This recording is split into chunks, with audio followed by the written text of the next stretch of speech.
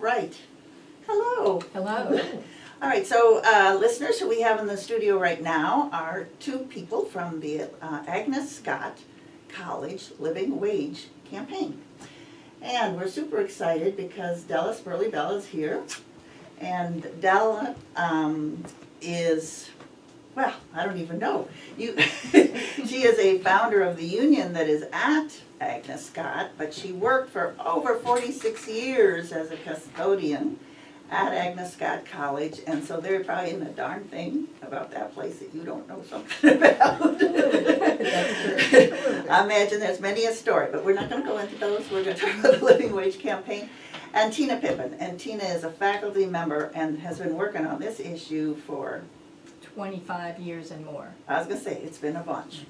And so we are very happy that they're both here because this struggle for campus workers, you know, we've had Emory, I mean, there have been so many. We've had people from Agnes Scott here on the labor forum before, food workers in the cafeteria workers.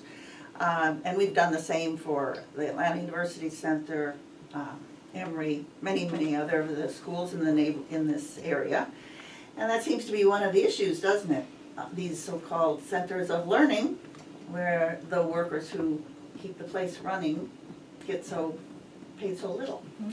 So if you two wouldn't mind, one of you, give us a little history about when the Living Wage Campaign started and why.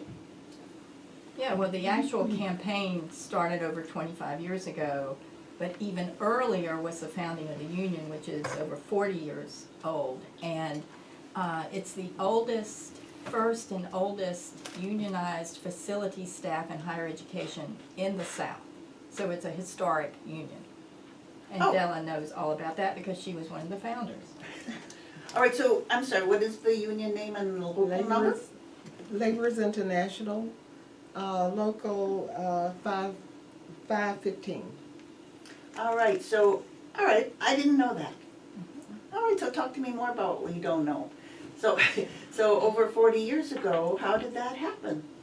Well, we were at a point where, of course, you know, wages are very important to everybody, and we were at a point where they were giving favoritism to if I liked you, if you said my hair looked good or whatever, you know, you got a better raise than the rest of us, and we had gotten to the point where we were fed up with it. So we, through the help of one of the professors at the college, he put us on to Laborers International, which was 438 then. They've since changed their numbers to 515. But he put us on to them. We got with them and got organized. And all we wanted in the beginning was just wages. But as we negotiated the contract, we realized that this included more than just wages, so it was a learning experience for us. But through the years, it's to the point now where we're not organized as well as we need to be, but during that time, we were very organized. It was during the time that the Cap County sanitation workers were on strike, and Agnes Scott was afraid that we were going to go riot and ruin the place. So they were willing to at least talk to us. So we did get the union in there, and we've had it now since 1975. So who's included? Yeah. Paul and I had the same thought instantaneously. Custodial workers, the grounds laborers, well, it was at that time. They have since outsourced the grounds to someone else. But it was the custodial, the dining hall facilities, the carpenters, the electricians, the whole physical plant, as well as the dining hall. And this was all of the black people that were on campus at that time, when, you know, that were in any positions at all. They were in custodial. They were either janitors or cooks or in one of those departments. It's always been, for the most part, that the more, quote, experienced people like the carpenters were white, so they got more money than we did. And it was a combination of a whole lot of things that just boiled over, and we were just to the point where we knew we had to do something, so we got the union. And how many workers does it take to run a campus? When we first started, the custodial department was around 30 people. But then they started to disappear as the work grew more and more. They started laying off people, and they had a laundry. They closed the laundry completely. The laundry would, do the students' clothing. But they closed that, and then they started adding more buildings and cutting off more people. So we're at the point now where one person may do 2 buildings, Wow. Yeah. and they, for the same pay, they don't seem to realize your worth. So as the campus grew, the workforce stayed the same or declined? Declined, yeah. It declined. Yeah. Is part of that anything to do with automation or mechanization or any of the tools that are used? No, No. it just has to do with plain old cutting back. Yeah, that and outsourcing. One of the things that happened was the outsourcing of the dining hall. Any new employees in the dining hall were Aramark, and Aramark now runs the dining hall, as they do with one of our coalition partners, Columbia Theological Seminary. 4 years ago, though, as a way to stop this kind of union busting, which it is, to outsource to people who aren't part of a union, the Aramark staff went to a workshop at Clark Atlanta University with Spelman Morehouse and some others, and SEIU union was there, and they unionized. And they have a pretty good contract, and you can see the empowerment that's happened with the SEIU staff. The Aramark staff who went with SEIU. They just renegotiated their contract a year ago. So they're on a 3-year contract as opposed to the 5-year contract that Laborers has done. But then Brown's crew that Della was talking about, they have been outsourced now, I think, to the 3rd or 4th company. And one of the reasons we are doing the teach-in at this particular moment is not just because we're getting a change and shift in leadership with the new president coming in July, but also because the new outsource company has taken away their ability to do the ESOL classes that they were offered by the Living Wage Campaign to all staff who needed them. So just in case there's somebody who doesn't know what those initials mean. English for speakers of other languages. And also, they have taken away, the new company has taken away all sick days. They have 0 sick days. And if you join, you're making about $8.50-ish an hour, and you get no vacation time your first year. So we want to advocate on their behalf, and the caterers and any other outsourced employees. So, our campaign is not just for the old facilities union, but for everybody on campus.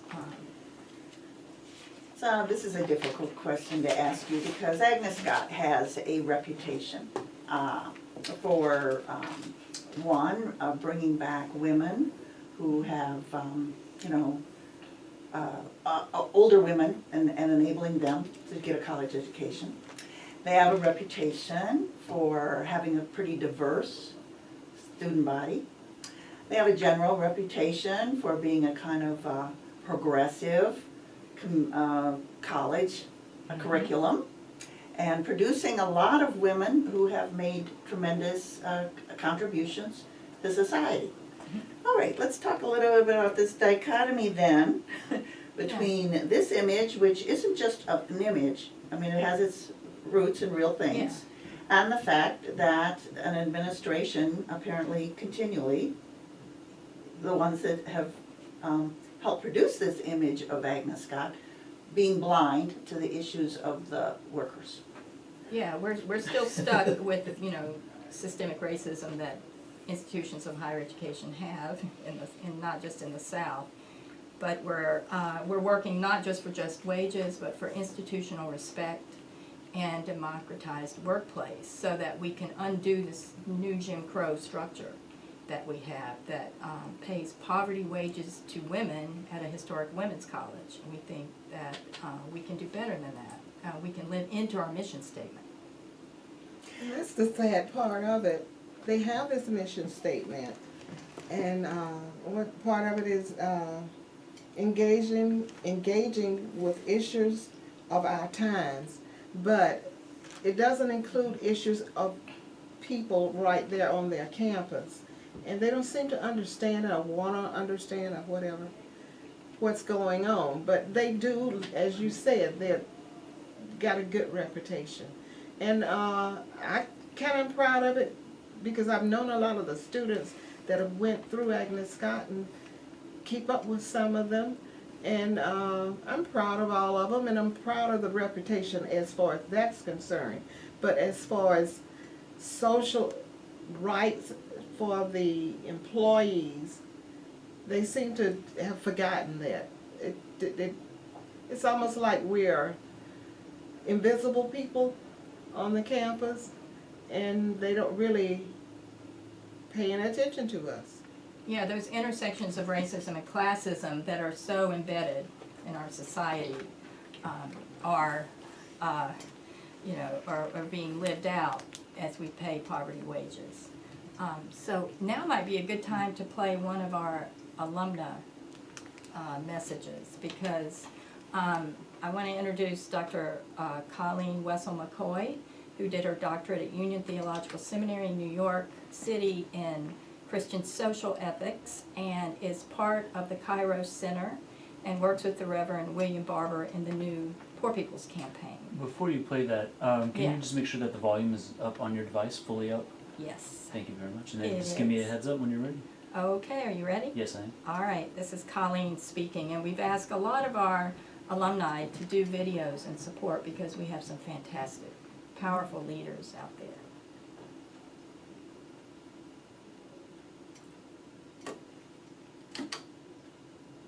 Oh, Is it happening? Is it happening? yeah, just, yeah. It's, Okay. I would not be the person I am today. see if you can turn up louder. Community of fellow students, administrators, perfect. faculty, and staff who nurtured me as my life and my commitments took shape.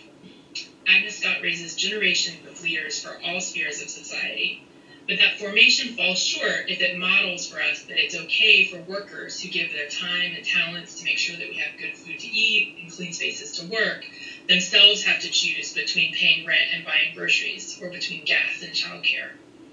I actually find it confusing that we think it's okay to not pay workers a livable wage. We are in effect saying that because we can get away with it legally, it's okay. But we shouldn't confuse legal with right. It's true that paying poverty wages is legal. It's also true that for generations, Agnes Scott only accepted white students, and that too was legal. Ultimately, we as a nation must realize that poverty wages are not only immoral, but detrimental economically. But as we work for that day, we should be a dissenting voice. Agnes Scott's a leader among its peers in so many ways. We should be a headlight on the question of living wages rather than a taillight. And then it can be said one day that Agnes Scott saw the difference between what is legal and what is moral and just. We can form generations of Scotties who know that all labor has dignity and that all people have the right to meet the needs of themselves and their families. And in so doing, we continue to shape leaders who can make possible the world we all deserve and not the world we can get away with. Wow. So let me just ask, so how are you using these statements by assorted alumna to I don't know, educate, to motivate folks? We're utilizing social media, and we will have them playing at the Living Wage Teach-In this Friday. Maybe we should talk a little bit more about that. So what's happening on Friday? Well, the Living Wage Teach-In this Friday is going to be a listen, learn, and speak event where our community partners from the Teamsters to Atlanta 9 to 5 to Atlanta Jobs with Justice, Project South, Ann Olson, other human rights workers in town will be stopping by to and dropping in, interfaith leaders, and our renewed coalition partners from a statement we did in 2002 together at Columbia Theological Seminary through Georgia Interfaith Power and Light. So we're going to have a time where we all come together and celebrate each other and cross these borders, these boundaries that are visible and invisible on our campus. For example, for Della and I to even be together doing this work is shouldn't be radical, but it is in an institute, in a white, predominantly white, upper middle class institution. I think what's interesting too about what's happening at Agnes Scott is it's part of a movement in Decatur as a whole. That's right. To hold the city accountable for the image, kind of just like the administration, that it's liberal and progressive, but we have this Confederate monument on the square, and there's this problem of gentrification, which has increasingly gotten worse, and problems in the schools, in the school system. So I think it's a great way to make connections. Hate Free Decatur that I've been working with, we've been in coalition with the Beacon Hill NAACP and gotten to learn the history there. Elizabeth Wilson, who was a mayor of Decatur. So there's so much potential here to connect things. Yeah.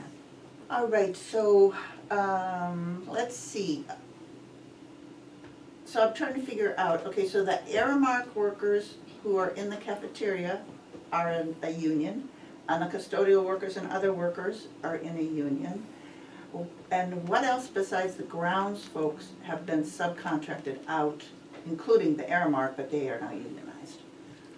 Caterers, Della can help here. Caterers. So what are caterers? I mean, there's, so They're Agnes Scott has working- its own catering company? No, they're subcontracted by Aramark. They're, right, they're Yeah. through Aramark.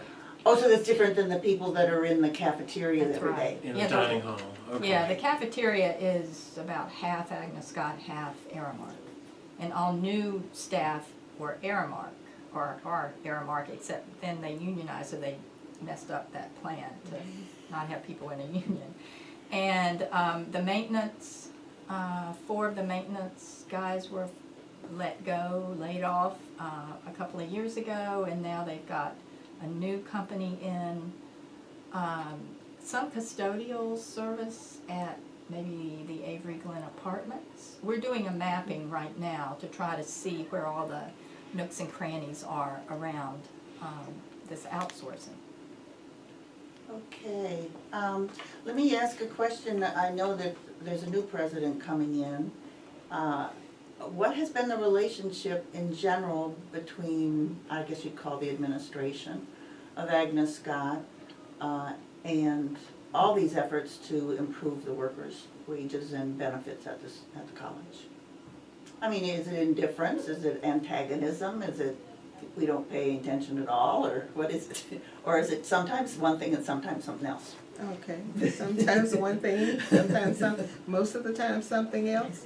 I'm retired now, and when I left, I pulled her aside and I told her, "You promised me these things, and I expect you to, make good Are you on talking your about promises." the president? Yes. Okay, the one who's leaving. President Keish.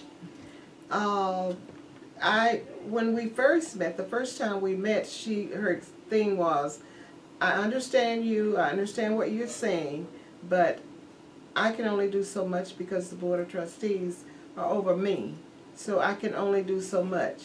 And I tried to explain to her then, that you're in the best position right now because you're new and they want to satisfy you. But she tends to, when she's with me, she understands, but then when she's not with me, she's not with me. Yeah, and one of the things that prompted us to do this teach-in was that, and I've heard in movement building that if they co-opt your movement, it's a compliment. However, I haven't gotten to the point where I see that yet. But they have co-opted the language of living wage, even though they don't pay a living wage. The board has, and the president. They're convinced they do because Agnes Scott pays more than other institutions of higher learning in Atlanta, and they don't give the union and the staff who did that union credit for why they make as much as they do.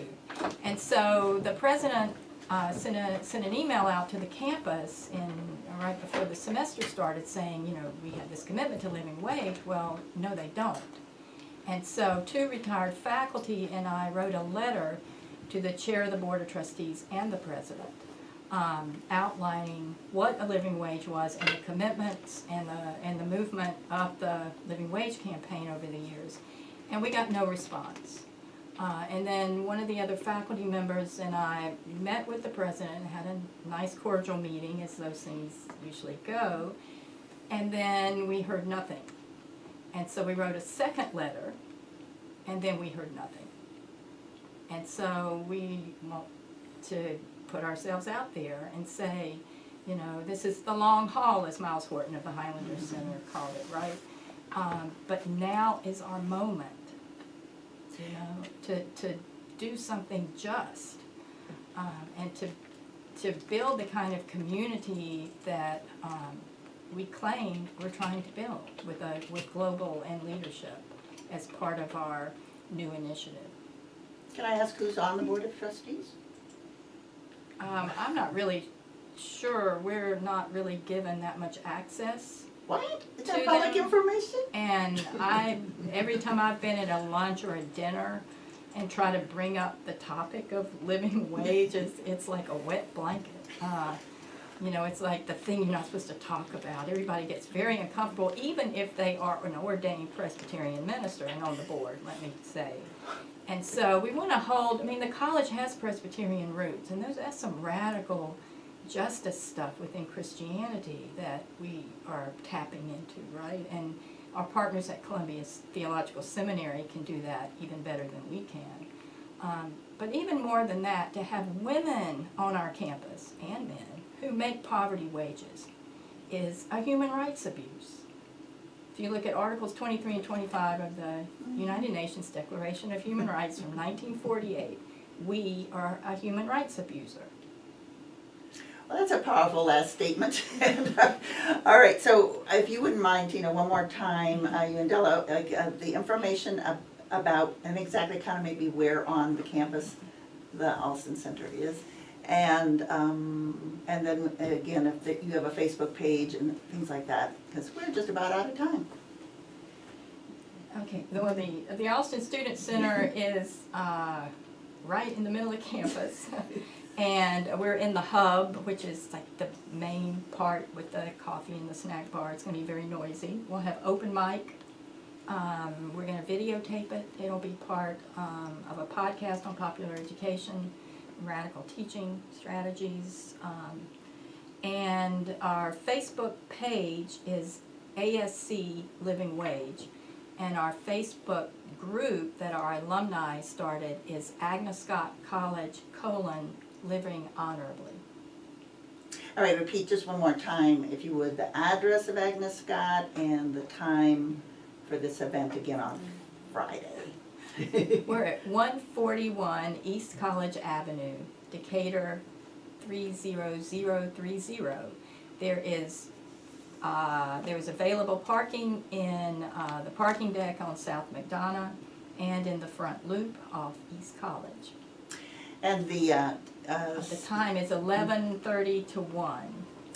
This Friday. This Friday, we've got live music. It's open to the public. Wonderful. And the Student Center, really just ask anybody. It's a big kind of modern looking building. Kind of Yeah. cool. All right, well, I thank both of you so very much. So listeners, you were just hearing both from Tina Pippin, faculty member, and Della Spurley-Bell, 46 and a half years worker at, and she said it when we started, we were discussing out in the lobby, that she started at $19 a week for I don't know how many hours of work. A lot. 8 hours plus. Yeah. Clean it.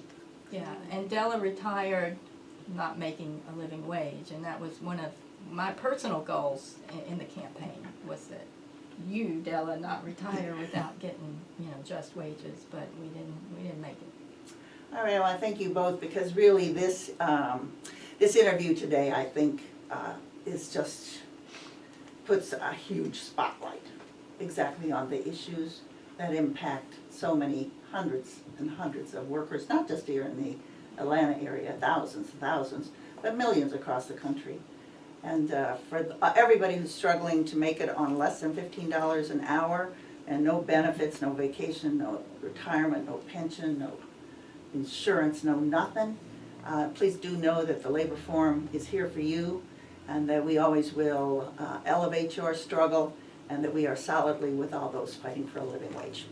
Thanks for having us. You're so welcome. We'll be back again next Monday, and we're going to have a discussion about this Supreme Court decision, or not decision, but case, that essentially has the possibility of eliminating public service workers having unions. And we'll also be having an update on the trial that's also taking place next Monday, and that is of the folks in Durham that took that Confederate statue down.